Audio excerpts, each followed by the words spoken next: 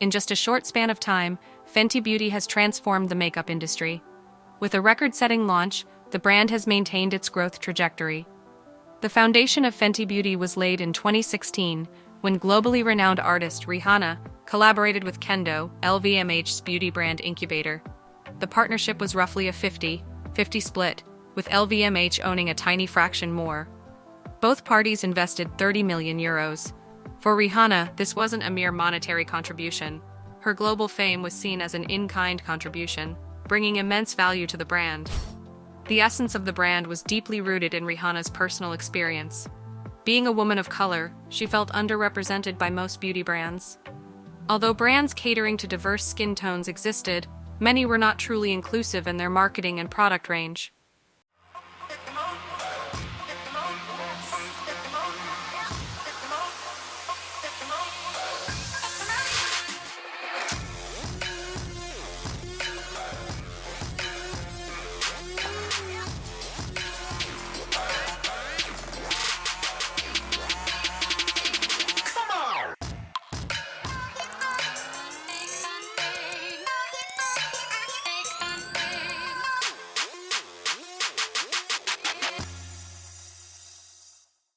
Their research indicated gaps not just for dark tones, but also for very pale tones.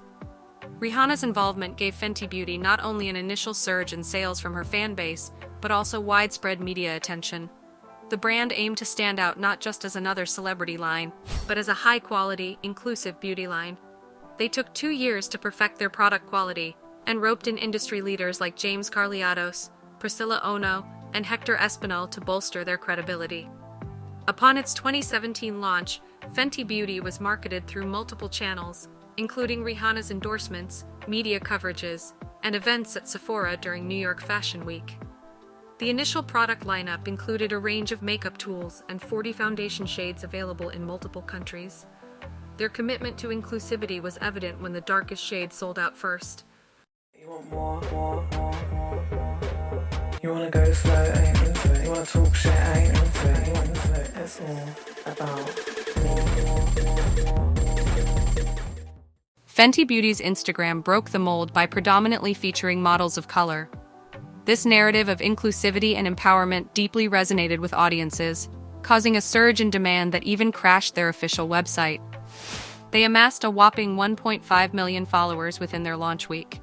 This launch, which shattered previous conventions, saw Fenty Beauty register sales of $100 million within 40 days. Their commitment to diversity debunked myths that there wasn't enough demand for diverse foundation shades. Their impact was so profound that it prompted other brands to expand their color ranges, although for many, these moves seemed more opportunistic than authentic.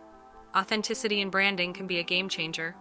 Fenty Beauty's organic inclusivity garnered them a solid, loyal customer base. Within 17 months, they recorded sales of $570 million and achieved a brand valuation of over $1 billion. By 2019, Fenty Beauty was a mainstay in the beauty realm, expanding its global presence.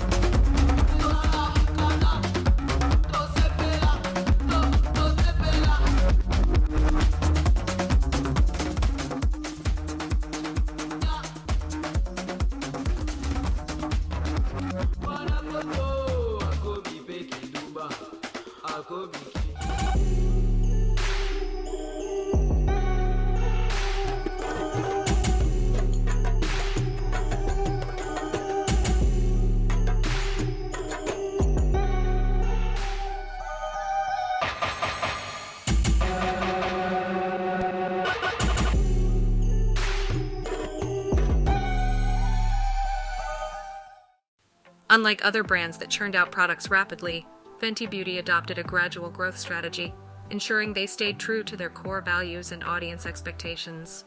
Fenty's decision to shift towards a more grounded growth approach demonstrates their intent to be more than just a transient trend. They've proven they're a dependable brand, expanding cautiously yet consistently. Despite some missteps like the failed Fenty Fashion House, they've seen successes like the introduction of highlighters, which were initially successful in 2018. However, the brand faced its first major backlash in March 2019, when they named a red highlighter Geisha Cheek. While geishas are viewed as artists and musical performers in Japan, in the West, they're often misunderstood and fetishized. Fenty's decision to use geisha without significant Japanese representation was problematic. It clashed with their brand's commitment to inclusivity and respect. Thankfully, Fenty responded promptly by withdrawing the product and later reintroducing it as Ruby Riches. The pandemic posed challenges for many beauty brands, but Fenty thrived, thanks in part to its emphasis on natural beauty. Their extensive shade range for various products resonated with the no-makeup trend, especially on platforms like TikTok. Additionally, the brand's global online reach in over 137 countries facilitated their growth. Fenty kept evolving, launching new products like cream blushes, lip glosses, and expanding their foundation and concealer range. They also introduced Fenty perfume and skincare, maintaining their accessibility and inclusivity mantra. Their slow and steady growth approach enhanced customer trust, paving the way for more experimental ventures.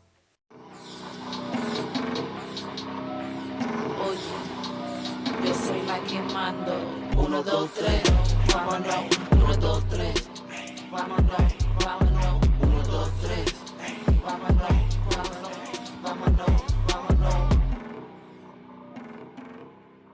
Let's talk about cream blushes. Cheeks out, shots, and swatches. So we're gonna show you our cream blush, which is Fenty Beauty's very first blush ever.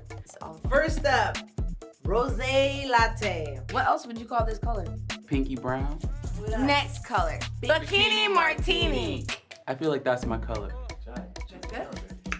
The next color is called Strawberry Drip. Strawberry Drip. One such initiative was their collaboration with Mischief, known for its quirky marketing tactics. Their joint product, a ketchup-themed makeup kit, where some packets contained lip gloss while others had actual ketchup, became a viral sensation. Such lighthearted ventures could be a fresh direction for Fenty, but they must be cautious.